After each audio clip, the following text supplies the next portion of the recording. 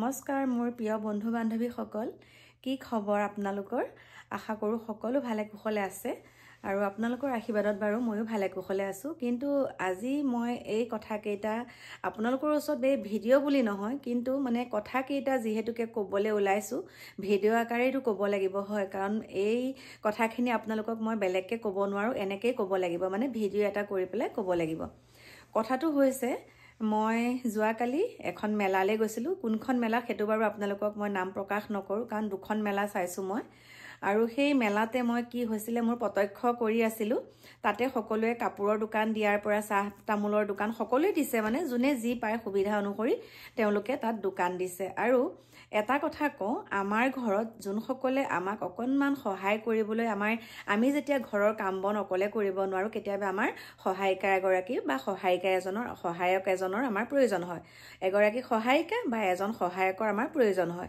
আৰু সেই অনুপাতে তেওঁলোকে আমাক সুচাৰুৰূপে কামখিনি আমাৰ ঘৰৰ সুন্দৰকে কৰি দিয়ে আৰু কেতিয়াবা কি হয় তাৰ ভিতৰতে যদি আমাৰ ঘৰত কিছুমান বস্তু আমাৰ নিজৰ অসাৱধানতাৰ ফলত মানে আমি অত্যত থওঁ তাৰ পিছত আমি পাহৰি যাওঁ আৰু সেই পাহৰি যোৱাৰ ফলত কেতিয়াবা কি হয় আমি নিৰ্দিষ্ট জায়গাত যেতিয়া বস্তুটো নথওঁ আমাৰ নিজৰে ভুল কৰবাত বেলেগত কেতিয়াবা থৈ দিব লগা হয় মানে উৎপাতকে তেতিয়া আমি যেতিয়া সেই বস্তুটো বিচাৰি নেপাওঁ আমি থোৱা জায়গাত যেতিয়া বিচাৰি নেপাওঁ তেতিয়া আমি কি কৰো আমাৰ ঘৰলৈ কোন আহিছিলে আমাৰ ঘৰত আমুকেহে কাম কৰে গতিকে তাইয়ে নিছে নেকি বা সিয়ে নিছে নেকি তেনেকুৱা এটা আমাৰ মনলৈ ভাব আহে নহাটো নহয় আৰু অহাটো স্বাভাৱিক যেতিয়া অহাৰ লগে লগে আমি কি কৰো মানে সুধো বলে বাইদেউ আপুনি এটো নিছিলে নেকি আমি ভাল ব্যৱহাৰ কৰি সুধো বা বাইদেউ আপুনি এটো বস্তু দেখিছিলে নেকি বা বাইদেউ এটো নিছিলে নেকি কিন্তু তেওঁলোকে কিন্তু হেতু কাম কেতিয়াও নকৰে কোনবিলাকে কৰে জানানে যোনসকলক আমি ভদ্ৰলোকৰ মুখা পিন্ধা বুলি কওঁ তেওঁলোকেহে কিন্তু সেই কামখিনি কৰে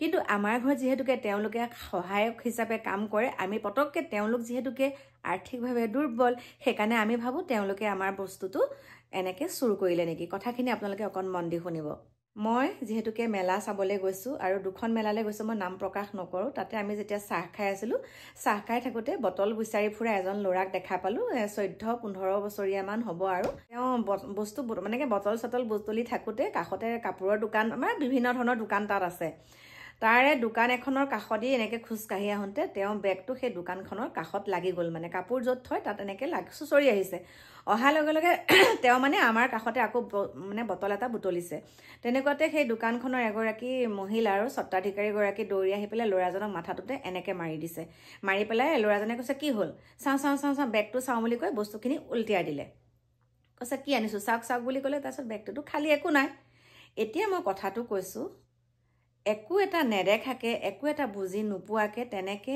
আৰ্থিকভাৱে দুৰ্বল হ'ল বুলিয়ে তেওঁ সেই বটল বিচাৰি ফুৰা মানুহ হ'ল বুলিয়ে যে তেওঁ চুৰ কৰিব হেতু মিছা কথা কেতিয়াবা ভদ্ৰলোকৰ মুখা পিন্ধা মানুহ তেনেকে চুৰ কৰে কিন্তু আমি ভুল কৰো যে ঘৰত কাম কৰা হ'ল বুলিয়ে বা কৰবাৰ ৰাস্তাই ঘাটে তেনেকৈ পৰি থকা মানুহবিলাক মানে বস্তু বুটলি ফুৰা মানুহবিলাকে হলে চুৰ কৰিব নেকি বস্তুবিলাক বা এঘাতে চুৰ নেকি হেতু নহয় নিজৰ গাত চিকুটি চাইছো নিজে পাইছো তেনেকুৱা প্ৰমাণ কিন্তু ভদ্ৰলোকৰ মুখা পিন্ধা মানুহেহে চুৰ কৰে আপোনালোকে কিন্তু কেতিয়াও ভুলতো নাভাবিব যে সেই আৰ্থিকভাৱে দুৰ্বল হ'ল বুলি তেওঁক আপুনি চুৰ ধৰিব তেওঁ আপোনাৰ বস্তুখিনি চুৰ কৰিব হেতু একদম মিছা কথা বহুত দুখ লাগিলে আৰু এটা মই এখিনিতে কথা কওঁ আপোনালোকক এই কথাকেইটা বহুত দুখেৰে কৈছো আৰু এটা কথা কওঁ দেই আমি গৰু ছাগলী পুহিবলৈ লাজ কৰো হয়নে বহুত মানে মাথাটো বিষাই আছে এই কথা কিছুমান চিন্তা কৰিছো আৰু চকুৰ আগত দেখিছো আজি দেখি আহিছো মানে আৰু চাওক আমি যেতিয়া গৰু ছাগলী পুহো তেতিয়া আমি বহুত মানে গাঁৱলীয়া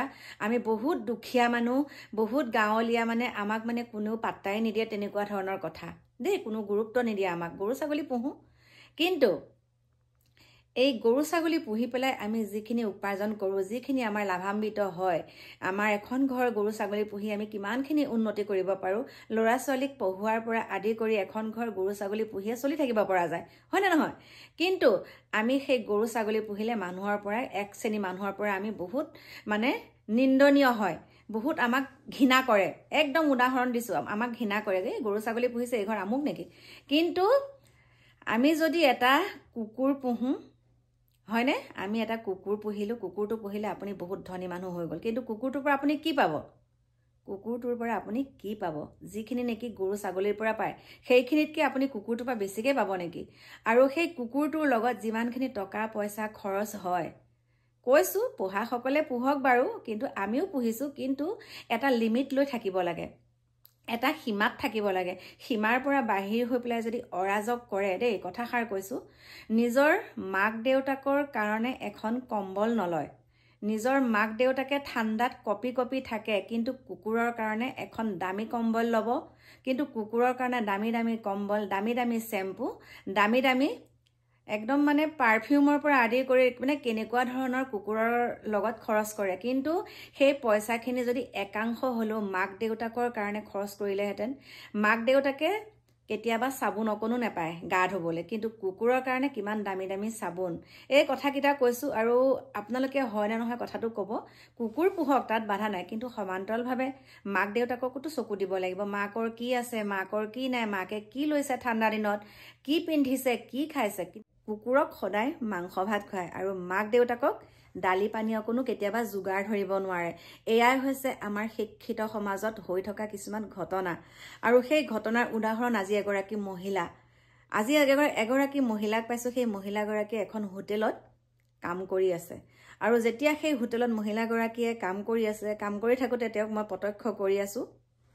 আৰু আমি যেতিয়া চাহ তাহ খাওঁ, খোৱাৰ পিছত তেওঁ বাচনকেইটা আমাৰ ওচৰৰ পৰা লৈ গৈছে, আৰু লৈ যাওঁতে তেওঁ এখন খালি স্কাৰ্ফ, ডিঙিটোতে পাতল স্কাৰ্ফ এখন মেৰিয়াই পেলাই হাতকেইটা কুচাই পেলাই মানে তেওঁ কাম কৰি ফুৰিছে। তাৰপিছত মই মানুহগৰাকীক চালোঁ, প্ৰত্যক্ষ কৰিলোঁ।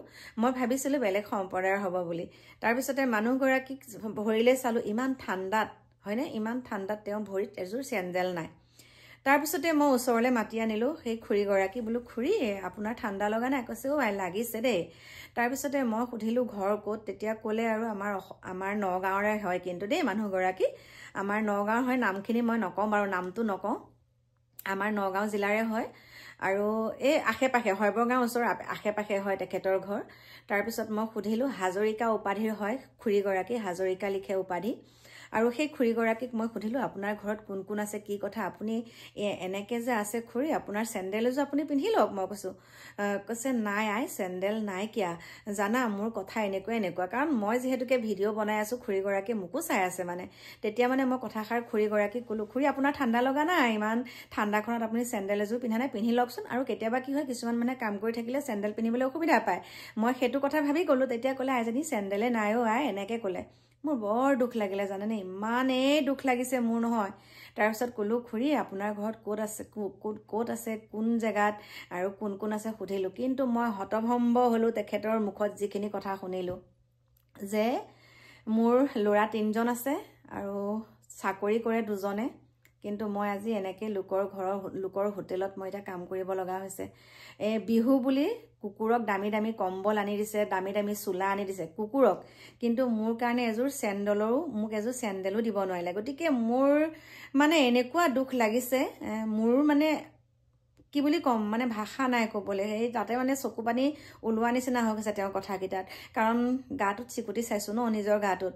আগতে যিহেতুকে আমি যেতিয়া চেণ্ডেল এযোৰ আমিও নাপাইছিলোঁ বাৰু, সৰুতে আমি চেণ্ডেল স্কুললৈ বাৰু খালী ভৰি দিয়ে যাওঁ আমি, আৰু কেতিয়াবা এযোৰ চেণ্ডেল পালোঁ, ফিটা ছিগিলে পিং মাৰি মাৰি যাওঁ, আৰু সেই পিংটো গোটেই ৰাস্তাতে মানে 10 বাৰ 15 বাৰকৈ খোলে। সেইবিলাক অভিজ্ঞতা আমাৰ আছে। সেইকাৰণে মানে মই দুখ লাগি পেলাই সেই খুৰীগৰাকীক তাতে এযোৰ চেণ্ডেল কিনি দিলোঁ। আৰু মই আকৌ যাম, লগ পাম খুৰীগৰাকীক, ভাবিছোঁ চুৱেটাৰ এটা কিনি দিম। কিন্তু আজি মই প্ৰস্তুত হৈ যোৱা নাছিলোঁ কাৰণে মই চুৱেটাৰটো কিনি দিব পৰা নাই। কিন্তু মই সেই চেণ্ডেলযোকে মোৰ সামৰ্থ্য অনুযায়ী এযোৰ চেণ্ডেলকে খুৰীগৰাকীক কিনি দিলোঁ। কিন্তু চাওক, মই আপোনালোকক এটা কথা কৈছোঁ, মই মাতৃ, শাহু, বোৱাৰী সকলোখিনি আছোঁ, সকলোখিনি মই এতিয়া অনুভৱ কৰিব পৰা হ'লোঁ। কিন্তু আপোনালোকক এটা কথাই কওঁ, যেতিয়া আমি আমাৰ সন্তানটো যেতিয়া আমি জন্ম দিয়াৰ পিছত যেতিয়া আমি ডাঙৰ দীঘল কৰোঁ, ৰাতি পেচাব কৰিলে, ৰাতি লেট্ৰিন কৰিলে আমি কাপোৰখন সলাই দিওঁ নে নিদিওঁ বাৰু, হয়নে? আমিতো ৰাতি টোপনি ক্ষতি কৰি হ'লেও সলাই দিওঁ। কিন্তু সেই একেই অৱস্থা যেতিয়া আমাৰ বৃদ্ধ বয়স হয়, সেই একেই অৱস্থা আমি যেতিয়া বৃদ্ধ বয়স পাওঁ, সেই বৃদ্ধ বয়সত যদি আমাৰ সন্তানসকলে যদি আমাক সেই আলপৈচানখিনি নধৰে, আমি যদি তিতা কাপোৰতে শুই থাকিব লগা হয়, আমি যদি এসাঁজ খাবলৈ নাপাওঁ, আমি যদি পিন্ধিবলৈ নাপাওঁ, আমাৰ অন্তৰখনে কেনেকুৱাখিনি কৰিব বাৰু। কিন্তু আমি ইমান কষ্ট কৰি ডাঙৰ দীঘল কৰাৰ পিছত আমাকোতো তেওঁলোকে চোৱাৰ এটা দায়িত্ব আছে, হয়নে নহয়? কাৰণ কি বুলি ক'ম, মাকে কিন্তু সাও দিব নালাগে। মাকে যিখিনি কষ্ট পাইছে সেইখিনি কিন্তু সাও হয়, কিন্তু সেইখিনি অভিশাপ হয়। বহুত দুখ লাগিলে খুৰীগৰাকীৰ কথাত। আৰু মই কৈছোঁ, আমি যেনেকৈ সন্তানক ডাঙৰ দীঘল কৰোঁ, ইমান কষ্ট কৰি পেলাই, ৰাতি টোপনি ক্ষতি কৰি পেলাই, সকলোৱে কৰে বাৰু, কিন্তু সেইখিনি সন্তানে কেতিয়াও পাহৰিব নালাগে। আজি সেই খুৰীগৰাকীৰ মুখত যেতিয়া সেই বিষাদ ভৰা কথাকেইটা শুনিছিলোঁ, তেতিয়া মোৰ বহুত দুখ লাগিছিলে। আৰু সেয়েহে মেলা চাবলৈ গৈছোঁ যদিও মানে আপোনালোকক সেইখিনি মানে দেখাব পৰা নাই। কাৰণ আজিকালি এটা কথা কওঁ, তেওঁক যদি দেখুৱাই পেলাই মই ভিডিঅ' বনাওঁ, মোৰ ওপৰত হয়তো তেওঁলোকৰ পৰিয়ালৰ মানুহে পিছত কেছ ফাইল কৰিব, মই কিয় দেখাইছিলোঁ তেওঁলোকৰ মাতৃক। কাৰণ তেওঁলোকৰ চাকৰি আছে আৰু তেওঁলোকে সেইটো লজ্জা বোধ কৰিব তেওঁলোকৰ মাতৃ হৈ মই ভিডিঅ' বনাইছোঁ বুলি। সেইকাৰণে মই কৰা নাই। কিন্তু মোৰ ভিডিঅ'টো যদি তেওঁলোকে পায়, মই কৈছোঁ আপোনালোকে কিন্তু একদম জানি বুজি পাপ কৰি আছে। কুকুৰক এসাঁজ আপোনালোকে, কুকুৰক ইমান সুন্দৰকৈ আপোনালোকে লালন পালন কৰি কুকুৰৰ নামত মাহেকত 20-30 হাজাৰ টকা খৰচ কৰিব পাৰে, কিন্তু আপোনাৰ নিজৰ মাতৃগৰাকীৰ নামত আপোনালোকে 1000 টকাটো খৰচ কৰিব নোৱাৰে। ধিক্কাৰ দিছোঁ। এই অসমীয়া মানুহৰ মাজত এইটো বেছি হয়, কিন্তু বেলেগ সম্প্ৰদায়ৰ মাজত এইটো নহয়। মই ভাবিছিলোঁ বেলেগ সম্প্ৰদায়ৰ মানুহ বুলি, কিন্তু হাজৰিকা উপাধিৰ হয় সেই খুৰীগৰাকী। বিশেষ কি ক'ম, মনটো বহুত বেয়া। গতিকে সকলোৱে নিজৰ মানসিকতাটো ঠিক কৰিব আৰু সকলোৱে নিজৰ গাটোত চিকুটি চাব। আজি আপুনি আপোনাৰ মাক কৰিছে, কাইলৈ আপোনাৰ সন্তানে আপোনাক কৰিব। গতিকে এইখিনিকে কৈ এতিয়া আপোনালোকৰ মাজৰ পৰা বিদায় লৈছোঁ।